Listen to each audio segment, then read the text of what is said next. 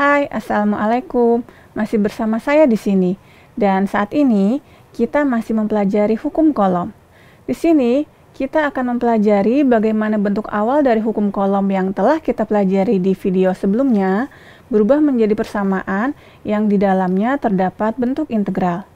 Dan persamaan ini digunakan untuk menghitung intensitas medan listrik yang disebabkan oleh muatan yang terdistribusi secara kontinu. Di sini kita akan melihat berbagai jenis distribusi muatan, yaitu distribusi muatan persatuan panjang, luas, dan volume. Pada video ini juga dibahas langkah-langkah dasar yang perlu dilakukan untuk memudahkan kalian dalam memecahkan persoalan yang berkaitan dengan medan listrik dengan menggunakan hukum kolom. Langkah-langkah ini sangat penting karena dengan memahaminya, kalian bisa menurunkan sendiri berbagai persamaan matematis untuk mencari harga dari intensitas medan listrik. Dengan kata lain, kalian tidak perlu lagi untuk menghafalkan rumus-rumus dalam menghitung intensitas medan listrik. Selamat menyaksikan. Sekarang kita akan membahas mengenai muatan yang terdistribusi, di mana pada dasarnya muatan yang terdistribusi terbagi menjadi dua jenis.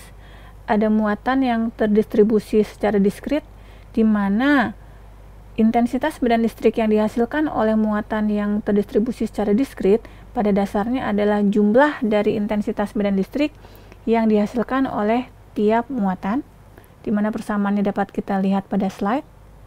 Sedangkan untuk muatan yang terdistribusi secara kontinu, maka besarnya intensitas medan listrik adalah integral dari dQ dibagi 4V epsilon 0 R kuadrat dengan arah vektor satuan AR.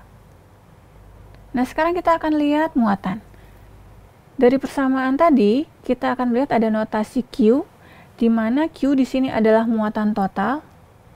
Dan pada saat kita bekerja dengan muatan terdistribusi secara kontinu, kita lihat ada notasi dQ, di mana dQ itu adalah sebagian dari muatan. Di mana sebagian dari muatan ini bisa didefinisikan sebagai rho L kalikan dl, di mana definisi dari rho L dan dl dapat dilihat pada slide. dQ juga bisa dinyatakan sebagai rho S kali ds, dengan definisi rho S dan ds pada slide. Dan dQ juga bisa dinyatakan sebagai rho V dikalikan dV, di mana rho V dan dV definisinya dapat kita lihat pada slide. Sekarang, kita akan melihat bagaimana prosedur perhitungan untuk mencari intensitas medan listrik yang disebabkan oleh muatan yang terdistribusi baik secara diskrit maupun secara kontinu. Langkah pertama adalah kita harus menggambarkan posisi muatan dan titik yang akan dihitung medan listriknya, di mana kita sebut di sini sebagai titik pengamatan yang seringkali kita sebut sebagai titik P. Langkah berikutnya, kita tentukan posisi dari dQ. Selanjutnya, kita tentukan sistem koordinat dan kita tentukan pula vektor R, di mana vektor R ini merupakan vektor dari dQ ke titik pengamatan. Selanjutnya, kita akan menentukan magnitud dari vektor R dan juga kita akan menentukan vektor satuan AR, di mana vektor satuan AR ini adalah vektor satuan dari vektor R, dan juga kita menentukan nilai dQ. Dan langkah yang terakhir adalah kita buat persamaan integral untuk menghitung besarnya intensitas medan listrik, dan kemudian kita lakukan penyederhanaan.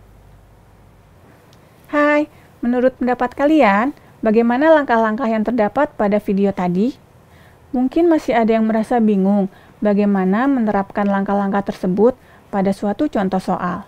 Untuk itu, di video selanjutnya, kita akan menggunakan langkah-langkah tadi untuk menghitung besarnya intensitas medan listrik yang disebabkan oleh muatan yang berbaris berbentuk garis lurus.